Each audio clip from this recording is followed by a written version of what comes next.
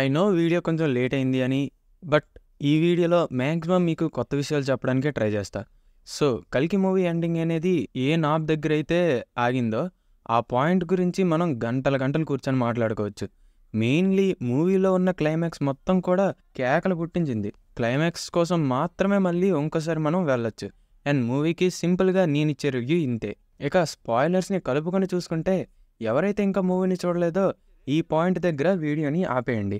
ముందు మూవీ చూసి వచ్చిన తర్వాత ఈ వీడియోకి రండి. ఇంకా మూవీ చూసిన వాళ్ళు చెప్పండి, ఆలస్యమైందా ఆచార్యపుత్ర?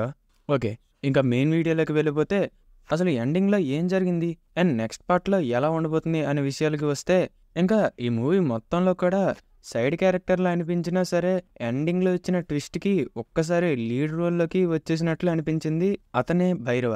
అండ్ మూవీ చూసిన వాళ్ళకి అర్థమవుతుంది ఏంటి అంటే, భైరవ కల్కి కాదు, తను కర్ణుడి అవతారం ఆర్ అతని పునర్జన్మ అని. ఎలా అయితే కర్ణుడి మరణం యుద్ధంలో జరిగిందో అదే యుద్ధం నుండి భైరవాని కూడా కెప్టెన్ దుల్కర్ సల్మాన్ తీసుకుంటాడు. ఇక్కడ ఒక క్వశ్చన్ రైజ్ అవుతుంది, అదేంటి అంటే మిస్టీరియస్గా తను అక్కడికి ఎలా వచ్చాడు అని. అండ్ తన తల్లి ఎవరు అని కూడా తెలియదు. అచ్చం ఎలా అయితే మహాభారతంలో కర్ణుడు ఎలా పుట్టాడో సేమ్ తను కూడా అలానే దొరుకుతాడు. లైక్ కుంతిదేవికి సూర్యభగవానుడు ఇచ్చిన వరం వలన కర్ణుడు పుడతాడు కదా, అండ్ తనని వదిలేస్తే తను వేరే దగ్గరికి వెళ్ళి పెరుగుతాడు. సేమ్ అలానే ఇక్కడ కూడా భైరవ బర్త్ అనేది చాలా మిస్టీరియస్గా ఉంటుంది. ఎలా అంటే మేబీ భైరవ సుప్రీం యాస్కిన్ యొక్క ఎక్స్పెరిమెంట్ వలన పుట్టి ఉండొచ్చు. వాళ్ళ అమ్మ పైన ఎక్స్పెరిమెంట్స్ చేయటం వలన తను పుట్టాడు కనుక తనని ఆ ప్రాజెక్ట్ నుండి ఎలా అయినా సరే కాపాడాలని చెప్పి వాళ్ళ అమ్మ తనని తీసుకొని పారిపోతూ ఒక వారం మధ్యలో తను చిక్కుకొని ఉండొచ్చు. అండ్ ఇదంతా కూడా జస్ట్ నా థియరీ మాత్రమే, సీరియస్గా తీసుకోకండి. నెక్స్ట్ పాయింట్ ఏంటంటే కర్ణుడు ఇక్కడికి ఎలా అసలు వచ్చాడు అని. తను చిరంజీవి కాదు, ఇంకా తన గురించి అసలు కల్కి పురాణంలో మెన్షన్ చేయలేదు కూడా. అలాంటిది ఇతను మళ్ళీ కలియుగంకి ఎలా వచ్చాడు అని అడిగితే, యాక్చువల్గా కల్కి పురాణంలో ఏం మెన్షన్ చేశారని అంటే 7 చిరంజీవులతో పాటు మిగతా దేవతలు కూడా పుడతారు అని. అలా వాళ్ళంతా కలిసి కలిని చంపడానికి కల్కితో కలిసి ఫైట్ చేస్తారు అని చెప్పారు. చెడుని అంతం చేయడానికి విష్ణువుకి సపోర్ట్గా దేవతలు కూడా పుడుతూ ఉంటారు. ఇదేం కొత్త కాదని మీ అందరికీ బాగా తెలుసు. రామాయణంలో కూడా సుగ్రీవుడు సూర్యపుత్రుడు. అండ్ రాముడికి తన వానర సేనని మొత్తాన్ని ఇచ్చి తను హెల్ప్ చేస్తాడు. నలుడు ఇంకా నీలుడు విష్కర్మపుత్రులు, వాళ్ళు బ్రిడ్జ్ కట్టడంలో హెల్ప్ చేస్తారు.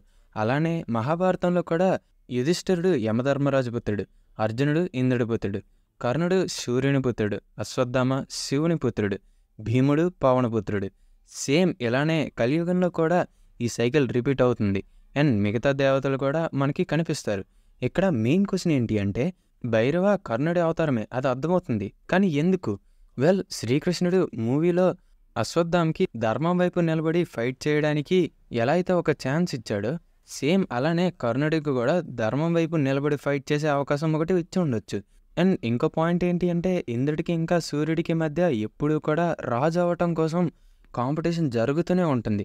ఫర్ ఎగ్జాంపుల్ రామాయణంలో వాలి సుగ్రీవుల మధ్యన ఫైట్ జరుగుతుంది కదా, అక్కడ సుగ్రీవుడు సూర్యపుత్రుడు, ఇంకా వాలి ఇంద్రపుత్రుడు. ఇంకా మహాభారతంలో కర్ణుడు సూర్యపుత్రుడు, ఇంకా అర్జునుడు ఇంద్రపుత్రుడు. ఈ 2 దగ్గరలో కూడా ఒకరు ధర్మం వైపు నిలబడితే ఇంకొకరు అధర్మం వైపు నిలబడ్డారు. ఇందులో ఒకరి పుత్రుడు ఒకసారి గెలిస్తే ఇంకొకరి పుత్రుడు ఇంకోసారి గెలిచాడు. అండ్ ఇక్కడ కోయిన్సిడెంటల్గా అర్జునుడి యొక్క గాండివం, అదే బౌ, మూవీలో కనిపిస్తుంది. అండ్ దాన్ని సుబ్రహ్మ యాస్కిన్ యూజ్ చేయగలుగుతాడు కూడా. మరి దాన్ని కౌంటర్ చేయడానికి కర్ణుడు కావాలి కదా, అందుకే భైరవ విజయధనస్సుని యూజ్ చేయగలుగుతాడు. అండ్ మీరు అబ్జర్వ్ చేస్తే అశ్వత్థామ దగ్గర తన ధనస్సు ఉండదు, తన బెస్ట్ ఫ్రెండ్ అయిన కర్ణుడి ధనస్సు ఉంటుంది, అదే విజయధనస్సు. దానితో మనకి అర్థమవుతుంది ఏంటి అంటే, ఫ్యూచర్ మూవీస్లో ఎక్కడో ఒక దగ్గర సుప్రీం యాస్కిన్ అర్జునుడి ధనస్సుతో ఇంకా భైరవుడు విజయధనస్సుతో ఫైట్ చేస్తాడు, అది మనకి తెలుస్తుంది. నెక్స్ట్ ఈ మూవీ నేమ్ ఎంత ఆర్టిస్టిక్గా పెట్టారని అంటే, దీని గురించి ఎక్కువగా ఆలోచించాల్సిన అవసరమే మనకి లేకుండా హిడెన్ డీటెయిల్స్ అనేవి కనిపిస్తాయి.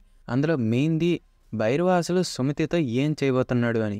మూవీలో అబ్జర్వ్ చేస్తే భైరవాని తన అడాప్టివ్ ఫాదర్ అయిన కెప్టెన్ అమ్మేస్తాడు, కానీ భైరవ వాళ్ళనే డబుల్ క్రాస్ చేసి కెప్టెన్నే తిరిగి అమ్మేస్తాడు. ఇక్కడ భైరవకి ఒక ఆప్షన్ ఉంది, కెప్టెన్ కంటే మంచి ఫాదర్గా అవ్వటానికి, ఇంకా సుమతిని ప్రొటెక్ట్ చేయడానికి. ఇదంతా కూడా తను సుమతిని కాంప్లెక్స్లో అమ్మేయకుండా చేయగలడు. అండ్ మోర్ ఓవర్ బుజ్జిగడి టైర్ ఒకటి పోయింది, ఇంకా బుజ్జిగాడు ఎక్కువ దూరం ఎగరలేడు కూడా. సో చిల్ గైస్, కల్కి సేఫే. అండ్ మోస్ట్ ప్రాబబ్లీ నెక్స్ట్ పార్ట్లో మనకి సుబ్రహ్మ యాస్కిన్ యొక్క ఆరిజిన్ తెలుస్తుంది. ఇంకా మిగతా బౌంటీ హంటర్స్ అంతా కలిసి సుమతి కోసం వస్తారు. భైరవ వాళ్ళని ఎలా అయినా సరే ఎదిరించి చూపిస్తాడు. సుమతి పైన 1 మిలియన్ బౌంటీ ఉంది కదా, అందువలన భైరవ తనని అంత ఈజీగా వదులుకోడు. ఇంకా మిగతా బౌంటీ హంటర్స్ కూడా తనని అస్సలు వదులుకోరు. సో భైరవకి ఇదంత ఈజీగా ఏం ఉండదు. ఇంకోవైపు అశ్వత్థామకి భైరవ ఎవరు అని కూడా తెలుస్తుంది. తన బెస్ట్ ఫ్రెండ్ అయిన కర్ణ అని తెలుస్తుంది. అందువలన ఆ విజయధనుస్సుని ఇచ్చి తన పర్పస్ ఏంటని తెలియజేసే అవకాశం కూడా ఉంది. మూవీ మేకర్స్ ఇక్కడ చాలా తెలివిగా తన నేమ్ని భైరవ అని పెట్టారు. సో దట్ మనం ఆ నేమ్ని వినగానే తనే కల్కి అని అనుకోవచ్చు, లేదంటే తన ఒక శివుని యొక్క అవతారం అని అనుకోవచ్చు.